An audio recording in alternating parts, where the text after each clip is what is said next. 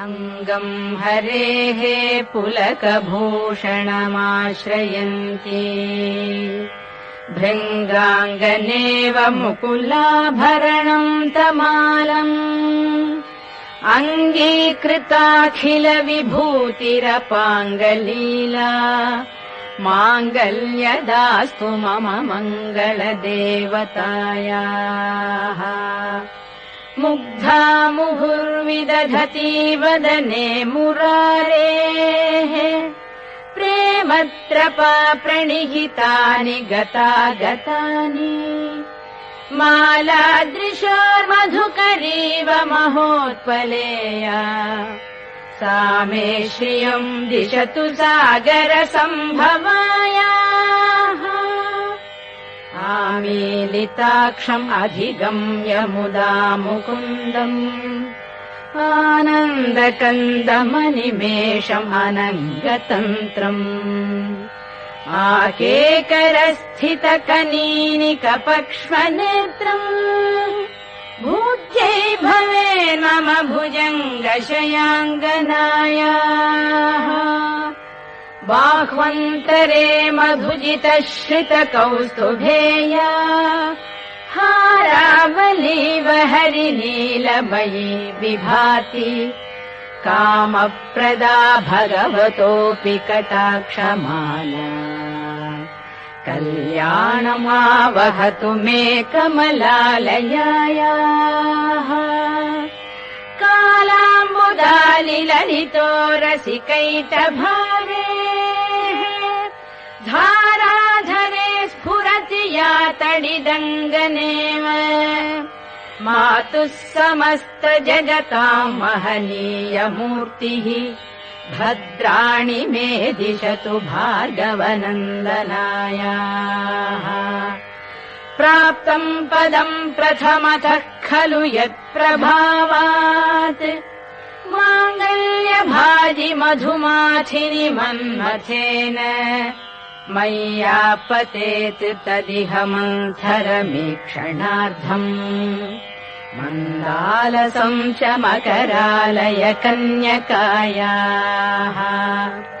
विश्वामरेन्द्रपदविभ्रमदानदक्षम् आनन्दहेतुरधिकम् मुरविद्विषोऽपि ईशम् निषीदतु मयि क्षणमीक्षणार्धम् इन्दीवरोदर सहोदरमिन्दिरायाः इष्टाविशिष्टमतयोऽपि यया दयार्द्रदृष्ट्या त्रिविष्टपपदम् सुलभम् लभन्ते दृष्टिः प्रहृष्टकमलोदरदीप्तिरिष्टाम् पुष्टिम् कृषिष्ट मम पुष्करविष्टरायाः दद्याद्दयानुपवनो द्रविणाम्बुधाराम् अस्मिन्न किञ्चन विहङ्गशिशौ विषण्णे दद्याद्दयानुपवनो द्रविणाम्बुधाराम् अस्मिन्न किञ्चन विहङ्गशिशौ विषण्णे दुष्कर्म घर्ममपनीय चिराय दूरम्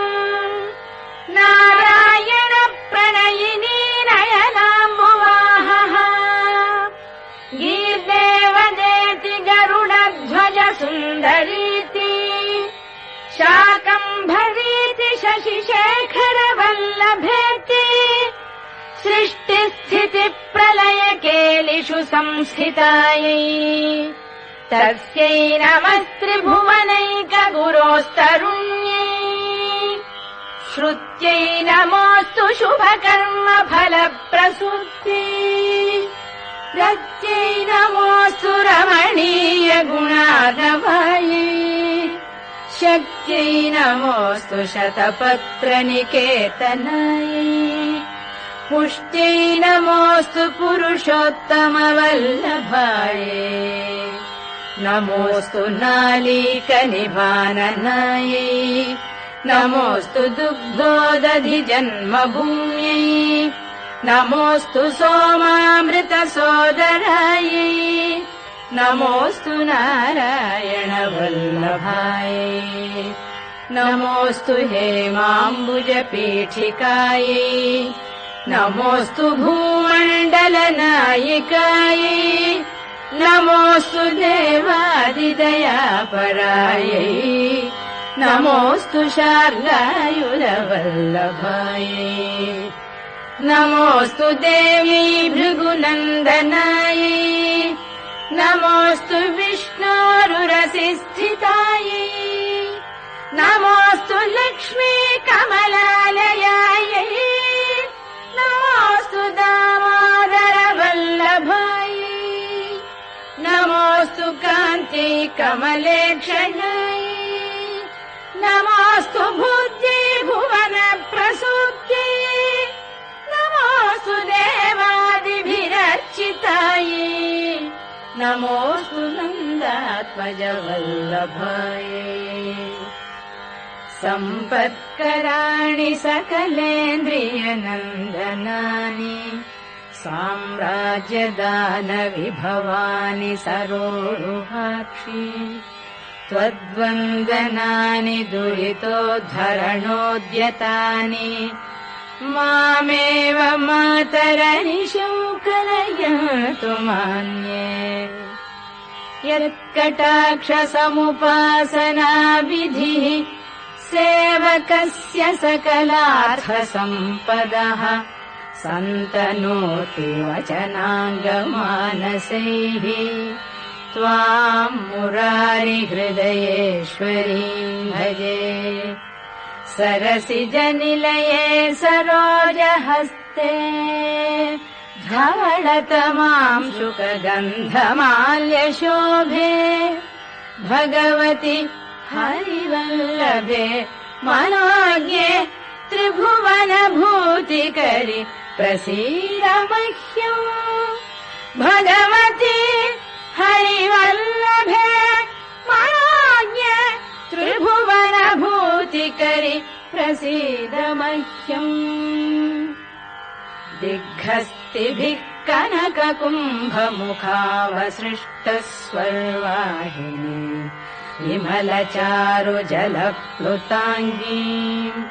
प्रातर्नमामि जगताम् जननीम् अशेषलोकाधिनाथ गृहिणीम् अमृताब्धिपुत्री कमले कमलाक्षवल्लभे त्वम् करुणापूरतरङ्गितैरपाङ्गैः अवलोकय माम् अकिञ्चनानाम् प्रथमम् पात्रम् अकृत्रिमम् दयायाः स्तुवन्ति स्तुतिभिरमूभिरल्वघम् त्रयीमयीम् त्रिभुवनमातरम् रमाम् गुणाधिक गुरुतर भाग्यभ